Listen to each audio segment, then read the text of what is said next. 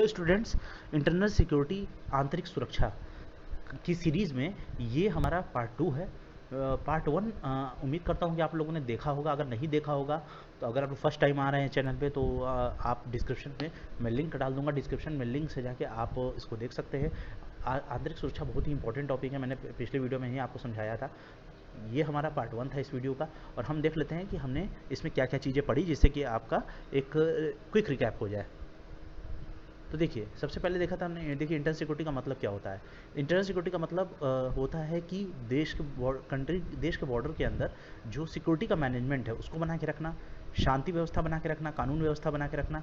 और तो यही मेन इंटरनल सिक्योरिटी का मतलब यही होता है कि देश के अंदर सारी सुरक्षा व्यवस्था को चुस्त दुरुस्त रखना। और साथ ही साथ जो इंटरनल सिक्योरिटी है ये आता है हमारे देश में एमएचए के अंतर्गत, यानी होम अफेयर्स के अंतर्गत। तो हमने इसको पढ़ा था। उसके बाद हमने इंटरनल सिक्योरिटीज़ में कैसे कितनी कैटेगरीज होती हैं उनके बारे में हमने पढ़ा था। उसके बाद हमने जो है जो गवर्नमेंट ऑफ इंडिया की प्रायोरिटी है, कहाँ की, जैसे टेररिज्म है जम्मू कश्मीर पे, सिक्योरिटी को नॉर्थ ईस्ट में बना के रखना है, और लेफ्ट विंग एक्सट्रीमिज्म को किस तरह से एलिमिनेट करना है, और कैसे देश के अंदर शांति बना के रखना है, उन चीज़ों पे हमने बात की थी। उसके बाद हमने कैपेसिटी बिल्डिंग पे बात की कि किस तरह से स्टेट पुलिस को और ज़्यादा मजबूत बनाया जा सकता है और क्या क्या काम किया जा सकता है। साथ ही साथ जो किस तरह से इंटरनल सिक्योरिटी के मैटर को मजबूत किया जा सकता है उसको हमने देखा था। और इसमें जो हमने इंस्टीट्यूशन थे 3, जैसे एनआईए, नेटग्रिड और सीएफटी सेल, उनके बारे में हमने बात की। उसके बाद हम लोग फिर हमने जो सिक्योरिटी होल्डर्स होते हैं हाई पब्लिक ऑफिसेज में, उनके बारे में बात की, खासकर जो वीआईपीज होते हैं उनके बारे में। उसके बाद अब हम लोग को पढ़ना था इसमें पार्ट 2 में एयरपोर्ट सिक्योरिटी और दिल्ली मेट्रो सिक्योरिटी के बारे में। तो ये बहुत ही इंपॉर्टेंट वीडियो है, अगर इसको मिस मत कीजिएगा। अगर आप लोग अभी चैनल पर नए हैं, फर्स्ट टाइम आ रहे हैं, तो बिना सब्सक्राइब किए यहाँ से मत जाइएगा, क्योंकि इस तरह की इन्फॉर्मेटिव वीडियो आपको हमारे चैनल पर ही मिलती है। और बेल आइकन को भी हिट कीजिएगा। साथ ही साथ हमारे प्लेलिस्ट में भी जाके हमारे बाकी जो सीरीज़ चल रही हैं यूपीएससी की, यूजीसी नेट सोशल वर्क की, और लाइब्रेरी साइंस और एसएससी सीजीएल भी बहुत जल्द पेस पकड़ने वाला है अपना। तो इसलिए ये सारी इंपॉर्टेंट वीडियोस हैं, अगर नहीं देखे होंगे आप तो देख लीजिएगा चैनल पे, लिंक पे जाके। और साथ ही साथ हमारे फेसबुक पे भी जाके हमारे टिस्का एकेडमी पेज को लाइक कीजिएगा और फॉलो कीजिएगा। इंस्टाग्राम पे भी हमें फॉलो कीजिएगा। फ्रेंड्स, अब चलिए आगे बढ़ते हैं। देखिए, एयरपोर्ट सिक्योरिटी और दिल्ली मेट्रो सिक्योरिटी, इसमें देखिए एयरपोर्ट सिक्योरिटी को भी रखा है, दिल्ली मेट्रो सिक्योरिटी को भी रखा है। तो इन दोनों को, क्योंकि इन दोनों की सिक्योरिटी लगभग सेम होती है, सेम लेवल पे होती है, क्योंकि यहाँ पे हाई टेक्नोलॉजी यूज़ होती है और टेक्नोलॉजी का यहाँ ज़्यादा काम होता है। तो इसलिए ये दोनों जगह, दोनों की सिक्योरिटी को एक साथ रखा जाता है। और अक्सर जहाँ पे भी आप देखेंगे कि जहाँ पे भी एयरपोर्ट होता है वो कहीं ना कहीं मेट्रो से कनेक्ट होता है। तो यहाँ पे हम लोग, यहाँ पे जो मेन स्पेसिफिक चीज़ है वो दिल्ली का बात किया है, क्योंकि जो गृह मंत्रालय है वो दिल्ली में ही है, जो मेन ऑफिस है उसका हेड। तो हम लोग आज बात करेंगे एयरपोर्ट सिक्योरिटी के बारे में। तो देखिए, देश में सिविल एविएशन सेक्टर, यानी कि एविएशन का मतलब होता है कि जो विमान होते हैं, विमान चालन विभाग है, विमान चालन इसको हिंदी में कहते हैं। तो एविएशन सेक्टर है, उसमें उसकी सिक्योरिटी को, उसकी सुरक्षा को मजबूत करने के लिए, और साथ ही साथ मॉडर्न सिक्योरिटी गैजेट्स होते हैं उनको लेने के लिए, जिससे कि और सिक्योरिटी प्रोसीजर को इम्प्रूव किया जा सके, और सिक्योरिटी पर्सनल, ज़्यादा से ज़्यादा सिक्योरिटी पर्सनल को एयरपोर्ट पर डिप्लॉय करना, ज़्यादा से ज़्यादा सैनिकों को लगाना, और ना यही क्लोज अटेंशन होता है, जिससे कि एविएशन सेक्टर में सिक्योरिटी को मजबूत किया जा सके। मतलब सुरक्षा व्यवस्था को एविएशन सेक्टर में मजबूत रखने के लिए जो मॉडर्न सिक्योरिटी गैजेट्स उनको लिया गया है, सिक्योरिटी प्रोसीजर्स को इम्प्रूव किया गया है, ज़्यादा से ज़्यादा लोगों को डिप्लॉय किया गया है एयरपोर्ट पे, इससे कि वहाँ की सुरक्षा व्यवस्था मजबूत हो सके। अगर एडमिनिस्ट्रेटिव मैकेनिज्म की बात करें तो यहाँ पे ये किसी भी तरह की इमरजेंसी सिचुएशन होती है, उसमें मिनिस्ट्री ऑफ सिविल एविएशन के साथ ministry of civil aviation, intelligence bureau, CISF, ये सब आपस में एक दूसरे से कनेक्ट कर सकते हैं अगर कोई भी इस तरह की इमरजेंसी सिचुएशन आ जाती है तो। और जो काउंटर टेररिस्ट कंटीजेंसी प्लान बनाया गया है, काउंटर टेरर मतलब कि जो इमरजेंसी, कंटीजेंसी का मतलब क्या होता है, इमरजेंसी। तो इमरजेंसी के सिचुएशन में जो मान लीजिए कोई टेररिस्ट अटैक हो जाए तो उनको किस तरह से, तो फ़ौरन उनके लिए क्या करना चाहिए, तो उसके लिए एक प्लान तैयार किया गया है गवर्नमेंट के द्वारा एयरपोर्ट्स के लिए। वो काउंटर, इसको कहा जाता है सीटीसीपी, यानी काउंटर टेररिस्ट कंटीजेंसी प्लान। इसको प्रिपेयर किया गया है और सर्कुलेट किया गया है सारे स्टेट और यूनियन टेरिटरी में। और जो सिक्योरिटी होती है दिल्ली मेट्रो की, वो सीआईएसएफ देती है, सेंट्रल इंडस्ट्रियल सिक्योरिटी फोर्स देती है, क्योंकि एक तरह की दिल्ली मेट्रो भी एक तरह का इंडस्ट्री है। तो इसलिए सेंट्रल इंडस्ट्रियल सिक्योरिटी फोर्स जो है वो सिक्योरिटी प्रोवाइड कराती है, और साथ ही साथ एक सिक्योरिटी फ्रेमवर्क भी देती है, जिससे कि वहाँ की सुरक्षा व्यवस्था को और मजबूत किया जा सके। अब देखिए वाइटल इंस्टॉलेशन की बात करते हैं। वाइटल इंस्टॉलेशन का मतलब होता है कुछ महत्वपूर्ण चीज़ों को इंस्टॉल कर देना जिससे सिक्योरिटी और ज़्यादा मजबूत हो जाए। तो वाइटल इंस्टॉलेशन की का मतलब ये होता है कि जो रिस्पॉन्सिबिलिटी लेना, जो यूनियन मिनिस्ट्री है या department of state government concern है, उनसे रिलेटेड जो भी इंपॉर्टेंट रिस्पॉन्सिबिलिटी उसको उसको लेना। और एमएचए यहाँ एडवाइस करती है सिक्योरिटी नॉर्म्स को लेके और रिक्वायरमेंट को, जो वाइटल इंस्टॉलेशन हो तो उनको पीरियडिकली देखती रहती है। और इस जो एग्जिस्टिंग अरेंजमेंट है अभी प्रेजेंट में, उसको ध्यान में रखते हुए सेंट्रल सिक्योरिटी एजेंसीज के द्वारा।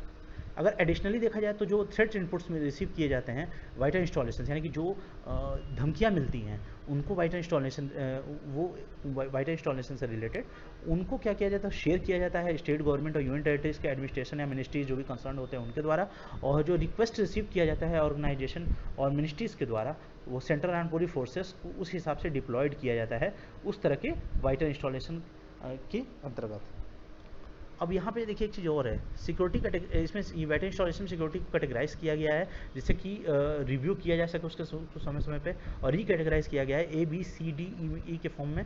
और जिस तरह की थ्रेट है उसकी गंभीरता को देखते हुए एक बड़े रेंज में वाइटल इंस्टॉलेशन किया गया है। अभी रिप्रेजेंट की बात करें तो वाइटल इंस्टॉलेशन 777 है। वाइटल इंस्टॉलेशन वो जगह होती है, अगर आप लोगों को नहीं समझ में आ रहा होगा कि वाइटल इंस्टॉलेशन एक्चुअल में क्या है, तो वाइटल इंस्टॉलेशन वो जगह होती है जहाँ सारी महत्वपूर्ण चीज़ें होती हैं गवर्नमेंट की, जहाँ गवर्नमेंट जो है, जहाँ की सुरक्षा व्यवस्था गवर्नमेंट के लिए सबसे मोस्ट प्रायोरिटी होती है। कुछ ऐसे प्लेसेस होते हैं जहाँ पे गवर्नमेंट की सिक्योरिटी की व्यवस्था बहुत ज़्यादा इंपॉर्टेंट होती है, और ऐसे प्लेसेस हमारे देश में 777 है, 777। अब देखिए जो रिलीजियस प्लेस होते हैं, धार्मिक स्थल है, उनकी सिक्योरिटी भी सरकार की जिम्मेदारी है। तो देखिए जो रिलीजियस श्राइन्स और प्लेसेस जो होते हैं उनकी सिक्योरिटी जो देश में होती है वही रिस्पॉन्सिबिलिटी होती है हमारी स्टेट गवर्नमेंट या यूनियन टेरिटरी के एडमिनिस्ट्रेशन से रिलेटेड होती है। एमएचए हालांकि इशू करता रहता है एडवाइजरी और अलर्ट्स को, जिससे कि इस तरह के रिलीजियस प्लेसेस जो होते हैं उनकी सिक्योरिटी को मजबूत किया जा सके। स्टेट गवर्नमेंट को समय समय पर एमएचए एडवाइस देता रहता है, जहाँ जब भी कि इसको एमएचए को कोई थ्रेट इनपुट्स मिलते हैं तो वो सिक्योरिटी को जब भी ज़रूरत होती है तो वो स्टेट गवर्नमेंट को समय समय पर इनपुट देता रहता है। अब बात करते हैं नेशनल सिक्योरिटी क्लियरेंस की। तो एमएचए है, सिक्योरिटी क्लियरेंस का मतलब होता है कि जो सिक्योरिटी कहीं पे भी आपको जाना है, मान लीजिए कोई रिस्ट्रिक्टेड एरिया है तो वहाँ आपको पहले सिक्योरिटी क्लियरेंस चाहिए, पहले आपको वहाँ जाने की अनुमति चाहिए, एक तरह से परमिशन होता है ये। तो ये नेशनल सिक्योरिटी क्लियरेंस की बात है। तो एमएचए एक नोडल मिनिस्ट्री है जो कि ग्रांट करती है, अकेली ऐसी मिनिस्ट्री है जो आपको दे सकती है सिक्योरिटी क्लियरेंस को कहीं भी सेंसिटिव सेक्टर्स में, और वहाँ पे आपको लाइसेंस इशू करना हो, परमिट लेना हो, परमिशन देना हो, कॉन्ट्रैक्ट साइन कराना हो। कंपनीज होते हैं जो बिडर्स का मतलब तो बोल ही जाता है, यानी कि जब जहाँ भी टेंडर निकलते हैं वहाँ बिडर्स होते हैं, टेंडर्स जहाँ पास होते हैं।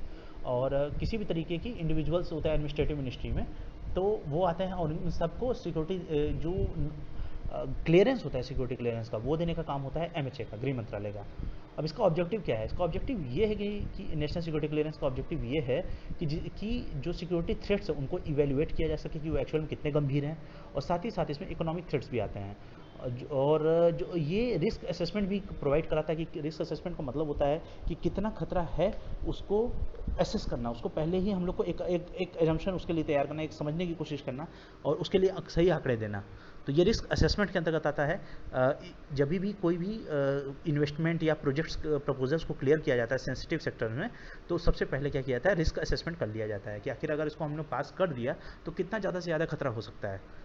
अगर लक्ष्य की बात करें एम की, तो इसका लक्ष्य ये है कि एक बैलेंस बना के रखना, जो भी इंपॉर्टेंट इंपरेटिव नेशनल सिक्योरिटी है एक तरफ, और दूसरी तरफ जो ईज ऑफ डूइंग बिजनेस है उसको बना के रखना, और इन्वेस्टमेंट को देश में दूसरी तरफ इन्वेस्टमेंट को प्रमोट करना।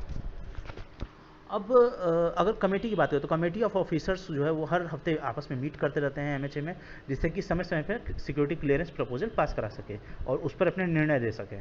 तो 749 अभी तक ऐसे प्रपोजल सिक्योरिटी क्लियरेंस से रिलेटेड अभी तक 1 अप्रैल 2020 से 31 जनवरी 2021 तक अभी तक 749 प्रपोजल्स आ चुके हैं। अब एनुअल जो डीजीपी यानी कि डायरेक्टर जनरल ऑफ पुलिस और इंस्पेक्टर जनरल ऑफ पुलिस की जो कॉन्फ्रेंस होती है उसकी बात करते हैं। तो ये 55वां कॉन्फ्रेंस हुआ था, एनुअल कॉन्फ्रेंस हुआ था डीजीपी और आईजीपी कॉन्फ्रेंस का। ये न्यू दिल्ली में हुआ था 2 दिसंबर 2020 से 5 दिसंबर 2020 तक। और ये जो कॉन्फ्रेंस था उसको उद्घाटन किया था हमारे यूनियन मिनिस्टर अमित शाह जी ने 2 दिसंबर 2020 को। और हमारे जो प्राइम मिनिस्टर हैं वो इसके हेड थे इस मीटिंग के।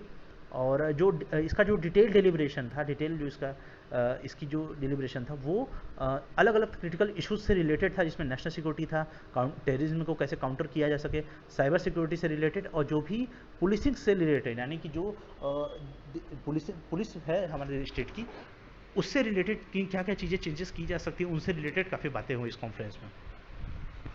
अब हम ये देखते हैं कि गवर्नमेंट का अप्रोच क्या है और गवर्नमेंट का एक्शन प्लान क्या है। LWE यानी कि लेफ्ट विंग एक्सट्रीमिज्म से रिलेटेड, ये छत्तीसगढ़ के एरिया में ज़्यादा फैले होते हैं। मैंने आपको पिछली वीडियो में बताया था कि लेफ्ट विंग एक्सट्रीमिज्म वो लोग होते हैं जिनका ये मानना होता है कि उनके साथ बहुत ज़्यादती हो रही है, सरकार उन पर ध्यान नहीं दे रही है, तो वो क्या करते हैं कि खुद ही अपने हाथ में गन ले लेते हैं और सुरक्षा को अपने हाथ में ले लेते हैं, वो अपने लोगों के मसीहा बन जाते हैं। ये ज़्यादातर पॉलिटिकल मैटर होता है। तो इन चीज़ों से, और कई जगह देखा गया है तो ये LWE कई जगह बहुत ज़्यादा सेंसिटिव हैं, बहुत ज़्यादा इनकी वजह से बहुत ज़्यादा हमारे सिक्योरिटी पर्सनल्स को बहुत ज़्यादा नुकसान होता है समय समय पे। तो इसको देखते हैं कि गवर्नमेंट क्या अप्रोच लिया है इन लोगों को टैकल करने के लिए, LWE। तो देखिए 7 शेड्यूल के हिसाब से देखा जाए तो पुलिस और पब्लिक ऑर्डर ये स्टेट गवर्नमेंट का सब्जेक्ट है, अगर 7 शेड्यूल के हिसाब से देखिए तो गवर्नमेंट ऑफ इंडिया ने क्या किया, जो भी स्टेट्स इफेक्टेड हैं LWE से, उनके साथ अपनी बातचीत शुरू की है, उनके साथ जुड़ना शुरू किया है, और जिससे उनको समय समय पर निर्देश दे सके। और इसीलिए इसके लिए गवर्नमेंट ऑफ इंडिया ने एक इंटीग्रेटेड अप्रोच अडॉप्ट किया है। LWE इंसर्जेंसी यानी विद्रोह, तो LWE के विद्रोह से रिलेटेड, जिसमें वो जो एरियाज़ होते हैं सिक्योरिटी और डेवलपमेंट के, उसको समय समय पर एड्रेस करते रहते हैं, बताते रहते हैं, और साथ ही साथ प्रमोट करते हैं गुड गवर्नेंस को। साथ ही साथ मतलब एक तरफ वो सिक्योरिटी को किस तरह से बढ़ाया जा सके उसकी बात करते हैं, और दूसरी तरफ डेवलपमेंट भी, वहाँ पे विकास की भी चीज़ें, जैसे रोड हुआ, पुल हुआ, वो सारी चीज़ें वहाँ बनवाते रहते हैं समय समय पे, और साथ ही साथ गुड गवर्नेंस को प्रमोट करते रहते हैं। गुड गवर्नेंस का मतलब होता है जो समय समय गवर्नमेंट की जो स्कीम्स आते रहते हैं उनको ज़्यादा से ज़्यादा लोगों तक पहुँचाना, और गवर्नमेंट की जो सुविधाएँ होती हैं वो ज़्यादा से ज़्यादा लोगों तक पहुँचे, जिससे कि लोगों को पता चल सके कि गवर्नमेंट उनके लिए एक्चुअल में क्या कर रही है। और इस तरह के ऑब्जेक्टिव को अचीव करने के लिए एक national policy and action plan बनाया गया है, जो कि अडॉप्ट करता है एक मल्टी प्रोंग स्ट्रेटजी सिक्योरिटी के एरिया में, विकास के एरिया में, डेवलपमेंट के एरिया में, जिससे कि और साथ ही साथ जो राइट्स यानी अधिकार जो होते हैं और इंटाइटलमेंट जो होता है, लोकल कम्युनिटीज़ को जो फ़ायदे मिलने चाहिए उनसे रिलेटेड होते हैं, उनको इंश्योर करता है ये। अब अगर बात करें तो देखिए अगर सिक्योरिटी रिलेटेड मेजर्स की बात करें तो इसमें क्या क्या इंक्लूड है। इसमें इंक्लूड है CAPF यानी सेंट्रल आर्म्ड पुलिस फोर्सेस, और ये सैंक्शन करता है इंडिया रिजर्व बटालियन, और मॉडर्नाइजेशन एंड अपग्रेडेशन होता है स्टेट पुलिस का। और जो सिक्योरिटी रिलेटेड एक्सपेंडिचर होते हैं under security related expenditure scheme के तहत, एक स्कीम होती है गवर्नमेंट की सिक्योरिटी रिलेटेड एक्सपेंडिचर स्कीम, इसको SRES कहा जाता है, सिक्योरिटी रिलेटेड एक्सपेंडिचर, यानी सिक्योरिटी से रिलेटेड जिन जिन चीज़ों पे कितने खर्चे हुए हैं वो इस स्कीम के अंतर्गत आते हैं। और ये स्कीम गवर्नमेंट जो बनाती है उसके तहत डिसाइड करती है कि किस सिक्योरिटी एजेंसी को कितना पैसा देना है।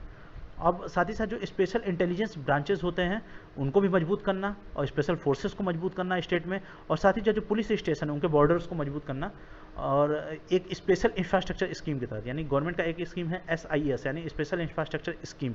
इसके तहत गवर्नमेंट क्या करती है कि पुलिस के जो बॉर्डर पुलिस स्टेशन के जितने बॉर्डर्स हैं उनको मजबूत बनाती है, साथ ही साथ जो स्पेशल फोर्सेस हैं और जो स्पेशल इंटेलिजेंस ब्रांचेस हैं उनको मजबूत करती है, वो सारी जो सुविधा चाहिए उनको वो प्रोवाइड कराती है।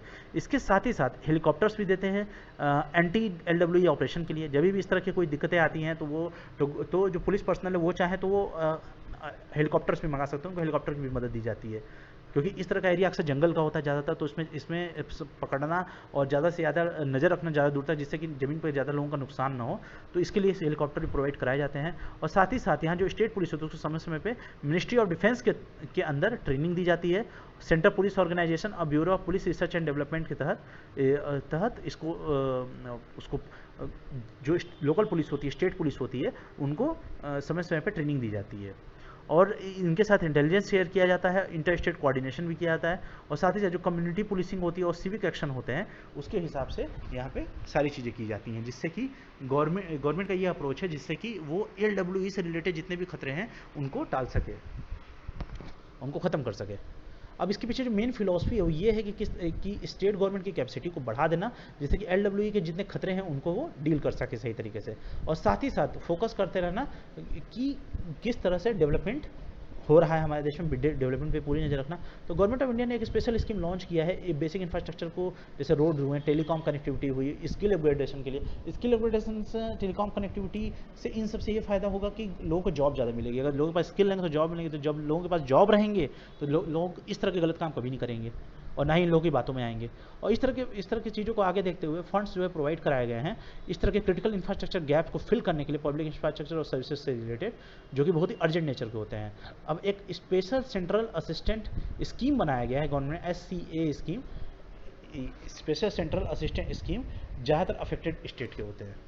मतलब उसमें इस स्पेशल सेंट्रल असिस्टेंस स्कीम के तहत क्या होता है कि गवर्नमेंट फंड प्रोवाइड कराती है, जो भी क्रिटिकल इंफ्रास्ट्रक्चर गैप होते हैं, मतलब पब्लिक इंफ्रास्ट्रक्चर, मान लीजिए कोई पुल बन रहा था, वहाँ कहीं हमला हो गया, तो उसके लिए जो गैप वो पुल वहीं पर रुका है, तो उसको किस तरह से पुल को कंप्लीट कराया जाए, उसके लिए जो भी पैसे लगते हैं वो इसी स्पेशल सेंट्रल असिस्टेंट स्कीम के तहत मिलती है। इसमें सेंटर जो है वो सहायता प्रदान करती है स्टेट्स को, जिससे कि वो जो भी उनके डेवलपमेंट के कार्य रुके हैं उनको पूरा करा सके।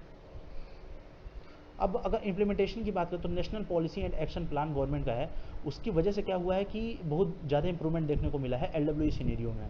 और अगर लास्ट 6 ईयर में देखें तो इनके जो वायलेंस है काफ़ी कम हो गए हैं, और जितने लंबे एरिया में ये फैले हुए थे वो भी डिक्लाइन हुआ है। और इनका ट्रेंड जो है 2011 से अभी तक कंटिन्यू है 2020 तक। अगर 2013 की बात करें तो 2013 में 41% की कमी हुई इनके जो इंसिडेंट होता है वायलेंट, जो हिंसक इनका गतिविधि था 2013 में, जो ये 1136 था वो 2020 में 665 हो गया है। और जो 2013 में से लेके 20 तक 54% का रिडक्शन हुआ है, जिसमें 2013 में जो 397 था वो 183 डेथ है।